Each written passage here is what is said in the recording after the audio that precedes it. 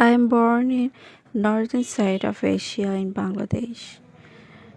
Today I talk about my some addiction. I like to drink coffee, tea, any fruits or juice.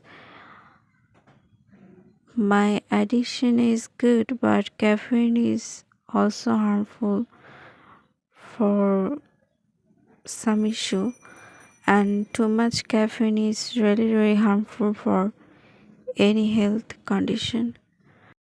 When you want to do something, really do it continuously. Don't stop for anything, just do it. One day you will be happy, successful, inshallah. Your own money is your own money. You can do anything from it.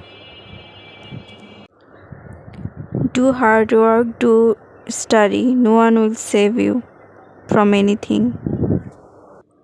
আম্মু কিছু রোজা বাকি ছিল, আবার এমনি নফল রোজাও করতে হয়, তো সবগুলো মিলে কিছু রোজা করছিল। তো আম্মুর জন্য ভাবলাম আজকে একটু ইফতারি রান্না করি।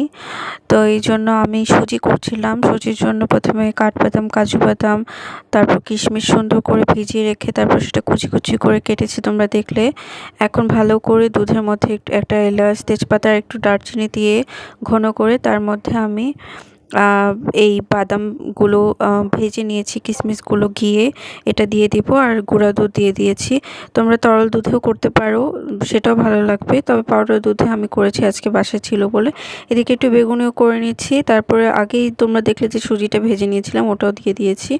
একটু ঘনও হয়েছিল দুধটা এবং সুজিটাও একটু পরিমাণ বেশি হয়েছিল, বাট টেস্টটা অনেক ভালো ছিল আলহামদুলিল্লাহ। পরে এটা দিয়েই আজকে আমাদের ইফতার হবে।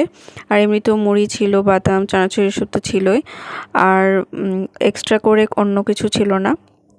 তো ইফতারিতে আম্মুর জন্য আজকে এটাই রান্না করলাম, তোমাদের সাথে শেয়ার করলাম।